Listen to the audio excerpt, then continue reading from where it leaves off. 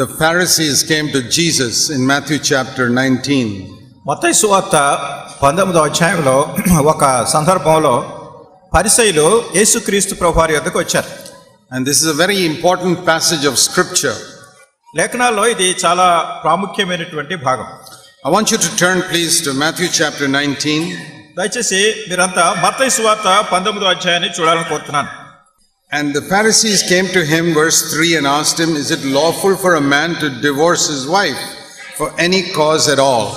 మత్తయి సువార్త 19వ అధ్యాయం 3వ వచనం. పరిసయ్యులు ఆయనను శోధింపవలనని ఆయన యొద్దకు వచ్చి, ఏ హేతువు చేతనైనను పురుషుడు తన భార్యను విడనాడుట న్యాయమా అని అడుగగా.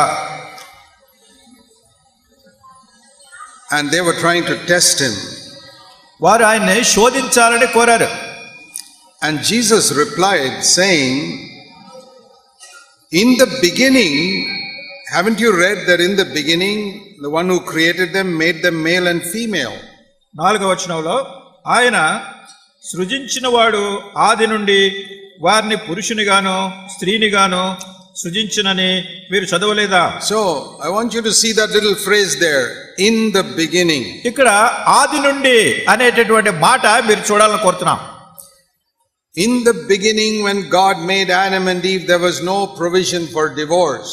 ఆదియందు ఆదామును హవ్వను దేవుడు సృజించినప్పుడు ఈ విడాకులు ఇవ్వడం అనేటటువంటి దానికి ఏ విధమైనటువంటి ఏర్పాటు లేదప్పుడు.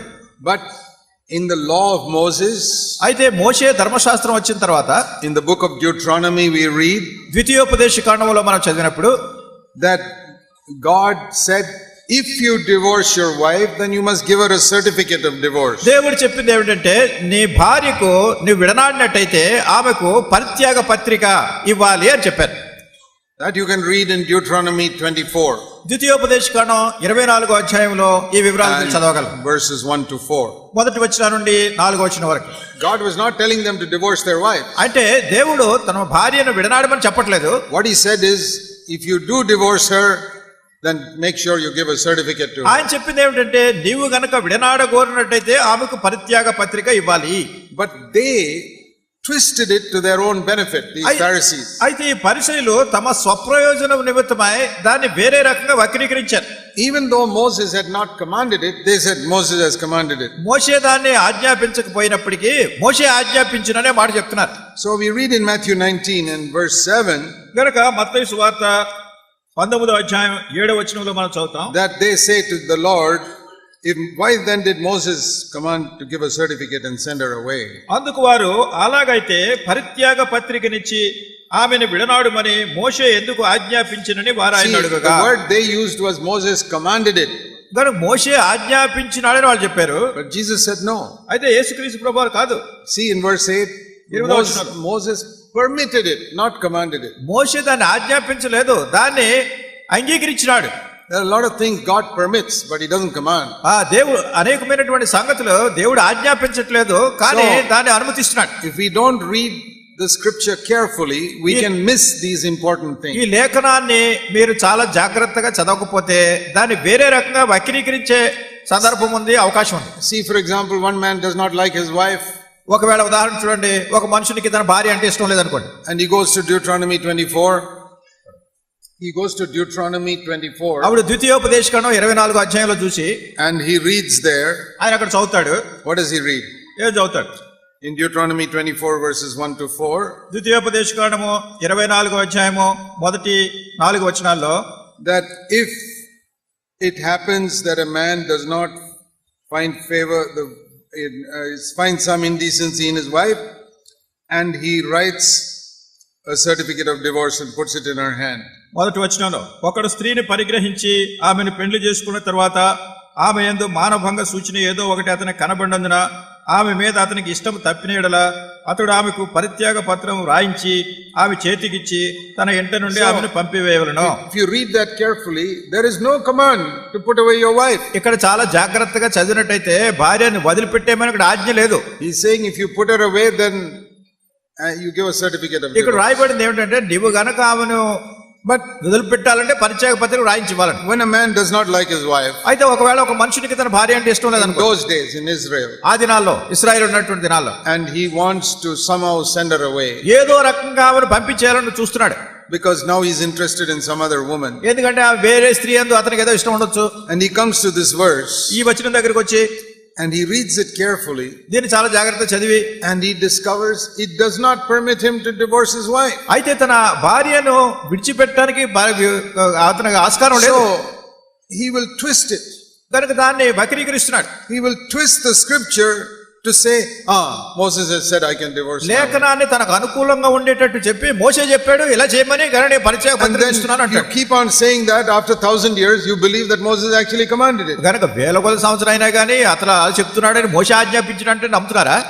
See, because in those days everybody did not have a Bible at home to check up that verse. ఆ దినాల్లో ఈ వాక్యం ఎలా ఉందా లేదా అని సరి చూసుకోవడానికి ప్రతి వాళ్ళ దగ్గర ఈ దేవుని వాక్యం దైవ గ్రంథం లేదు. Today we have a Bible, we can check up the verse. ఈ దినాల్లో మన దగ్గర దేవుని వాక్యం ఉంది, ప్రతి విషయాన్ని కూడా మనం తరచి చూసుకోవచ్చు, పరిశీలించి. Those days the Bible was written by hand and it's very expensive and only one copy will be in the synagogue. ఆ దినాల్లో బైబిల్ చేవ్రాతతో ఉండేది, యూదుల సమాజ మందిరాల్లో ఒక కాపీ ఉండేది అంతే. So they read it there వాళ్ళు అక్కడ చదువుతారు on Saturdays, శనివారం దినాన్ని. and if you don't listen carefully, మీరు చాలా జాగ్రత్తగా దాన్ని వినకపోతే you can get some wrong impression. దాని గురించి తప్పుగా మీరు అభిప్రాయపడచ్చు. So what I'm trying to say here is this, ఇక్కడ నేను మీతో చెప్పుకోవడం ఏమంటే, that many human beings are like this, అనేక మంది మానవులు ఇట్లాంటి విధానాల్లో ఉంటున్నారు, just like those Israelites. ఆ దినాల్లో ఉన్నటువంటి ఇశ్రాయేలీయుల మాదిరిగా. When they want to do something, they'll find some verse in the Bible to do it, ఏదన్నా ఒకటి చేయాలనుకున్నప్పుడు అది చేయటానికి అనుకూలంగా కనబడేటటువంటి మాట Bible and they will make that verse twist it to suit their own convenience, ఆ వచనాన్ని వాళ్ళకు అనుకూలంగా ఉండేటట్టుగా దాన్ని మార్చుకుని దాన్ని అనుసరణ చేస్తున్నారు. because they already made up their mind what they want to do, ఎందుకంటే వాళ్ళు ఏం చేయాలో ఇప్పటికే మనసులో నిర్ణయం అయిపోయింది వాళ్ళకి. and they go to the Bible to get what they want, అప్పుడు వాళ్ళు ఏం కావాలో అది చేయడానికి అప్పుడు బైబిల్ దగ్గరికి వెళ్తున్నారు అట్లా వాడు తీసుకోవడానికి. and they say God said this to me. అప్పుడు అంటున్నారు దేవుడు ఇలా నాతో చెప్పాడు. We have to be very careful that we don't use the Bible to do what we want. మనం ఏమైతే కోరుతున్నామో అది చేయడానికి బైబిల్ ని వినియోగించుకోకుండా చాలా జాగ్రత్తగా ఉండాలి ఈ విషయంలో. I've seen so many people do this. నేను అనేక మంది ఎట్లా చేయడం చూస్తున్నాను. They want to do something వాళ్ళు ఏదో చేయాలనుకుంటున్నారు, and they read some verse and say God has spoken to me. ఏదో ఒక వచనం తీసి చూపిస్తారు, ఇదిగో దేవుడు నాతో మాట్లాడాడు. That's how these Pharisees were. ఆ రీతిగా ఈ ఫరిసయ్యులు ఉన్నారు. They want to divorce their wife, భార్యకేమో విడాకులు ఇవ్వాలనుకున్నారు. and there is no command in the Old Testament to divorce the wife. పాత నిబంధనలో భార్యను విడిచిపెట్టడానికి ఎట్లాంటి ఆజ్ఞ లేదు. In fact, in Malachi chapter 2, God says, I hate divorce. అయితే మలాకీ గ్రంథం 2వ అధ్యాయంలో దేవుడు అంటున్నాడు అసలు విడిచిపెట్టేటువంటి భార్యను విడిచిపెట్టేటువంటి దీన్ని ద్వేషిస్తున్నారంట. They will not look at that verse. వాళ్ళ ఆ వచనాన్ని చదవరు. They will look for some other verse that will twist. They can twist and say, yes, I can divorce my ఇంకో wife. వచనం ఎక్కడో చూసి పర్వాలేదు నా భార్య నేను వదిలేయచ్చు, దానికి అనుకూలంగా ఇక్కడ ఒక మాట కనిపించిందని దాన్ని చూపిస్తున్నారు. Now today, the question is not divorce, because for Christians, divorce is not permitted at all. ఈ దినాల్లో ఈ పరిత్యాగ పద్ధతి వదిలిపెట్టడం అనేటటువంటిది కాదు, ఎందుకంటే క్రైస్తవులు భార్యను వదిలిపెట్టడానికి అనుమతి లేదు.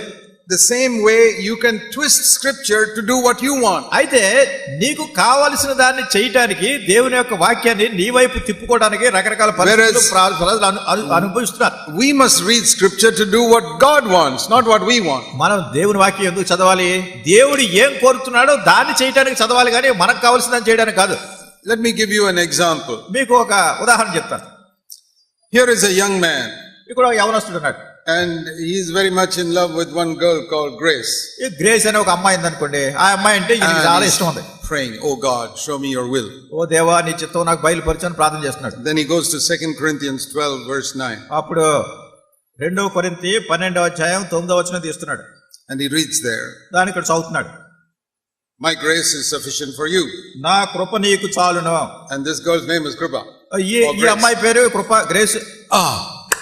God has shown me I have to marry Grace. అబ్బా దేవుడు నాకు చూపించేశాడు నేను ఈ గ్రేస్ని నేను పెళ్లి చేసుకోవాలని, కృపను పెళ్లి చేసుకోవాలని. How did he get that? ఎట్లా వచ్చింది ఇది? Because it's written here. ఇక్కడ ఉంది దేవుని వాక్యంలో. He wanted to do something and he was looking for that verse. ఏదో చెయ్యాలని ముందుగానే మనసులో నిర్ణయం చేసుకున్నాడు, దానికోసం అనుకూలంగా వాక్యం ఎక్కడ కనపడుతుందని వెతుకుతున్నాడు. Now here is the second case. రెండవ సంగతి ఇలా ఉంటుంది. Another man, ఇంకొక ఆయన ఉన్నాడు. his father suggests one girl called Grace or Krupa in Telugu. ఒకవేళ వాళ్ళ నాన్నగారు నువ్వు గ్రేస్ లేకుంటే కృప అని ఒక అమ్మాయి నువ్వు పెళ్లి చేసుకోరా అని కొడుకుని అడిగాడు. And he looks at her and says, I don't like her. అయితే ఇతను ఏం చేశాడు, ఆ అమ్మాయిని చూశాడు కానీ ఆ అమ్మాయి నచ్చలేదు. I don't like her face. నాకు ఆ అమ్మాయి అంటే అసలు So he says, నచ్చలేదు. I'll pray about it. కనుక వాళ్ళ నాన్నతో ఏమన్నాడంటే నేను ప్రార్థన So he చేస్తాను. reads this verse. కనుక ఈ వచనం చదువుతున్నాడు. My grace is sufficient for you. మరి నా కృప నీకు చాలునని So he comes to his father. వాళ్ళ నాన్న దగ్గర వచ్చాడు. God has spoken to me. దేవుడు నాతో మాట్లాడాడు. His grace is sufficient for me. I don't want this grace. ఆయన కృప నాకు సరిపోతుందని చెప్పాడు, కనుక నాకు ఈ కృప అక్కర్లేదు అంటున్నాడు. See how from the same verse, two people got two different things. చూడండి, ఒకే వచనం నుంచి ఇద్దరు వ్యక్తులు వేరు వేరు విధానాల్లో ఎట్లా వాక్యాలు తీసి చూపిస్తున్నారు. That is just an example. ఇక నేను ఒక ఉదాహరణ, How you can read the Bible and get what you want from it. కనుక బైబిల్ చదివి మీకు ఏం కావాలో ఆ రీతిగా దీన్ని మలుచుకోవడానికి ప్రజలు ఎట్లా ప్రయత్నాలు చేస్తున్నారు ఈ ఉదాహరణ ద్వారా. The Bible says God cannot be fooled. Bible చెప్తుంది ఇట్లా మనం దేవుణ్ణి మనం అవివేకంగా మనం చూడలేం. We should not say the Lord has spoken to me when the Lord has not spoken. దేవుడు చెప్పకుండా దేవుడు నాతో చెప్పాడు అనే మాటలు మనం ఉపయోగించడానికి వీల్లేదు. See what the Lord said in Jeremiah 23. ఇర్మియా గ్రంథం 23వ అధ్యాయంలో దేవుడు చెప్పిన మాటలు చూడండి. Jeremiah chapter 23, ఇర్మియా గ్రంథం 23 verse 31. 31. I am against the prophets, says the Lord, who use their tongues and declare, the Lord declares. స్వేచ్ఛగా నాలుకలను ఆడించుకొనుచు దేవోక్తులను ప్రకటించు ప్రవక్తలకు నేను విరోధిని, ఇదే యెహోవా వాక్కు. You read that whole chapter. ఈ అధ్యాయం అంతా చదవండి మీరు. They were saying whatever comes to their mind and they were saying the Lord said it. వాళ్ళ మనసులో ఏదొచ్చిందో అది చెప్తున్నారు. చెప్తూ ఏమంటున్నారంటే ఇది యెహోవా చెప్పాడు, దేవుడు చెప్పాడు. Whatever comes to their mind they say. మనసులోకి ఏమొచ్చిందో చెప్తున్నారు. And they say the Lord says that. ఇది ప్రభు ఇలా చెప్తున్నాడు అంటున్నారు. We have to be very careful about that. ఈ వీటి గురించి మనం చాలా జాగ్రత్తగా ఉండాలి.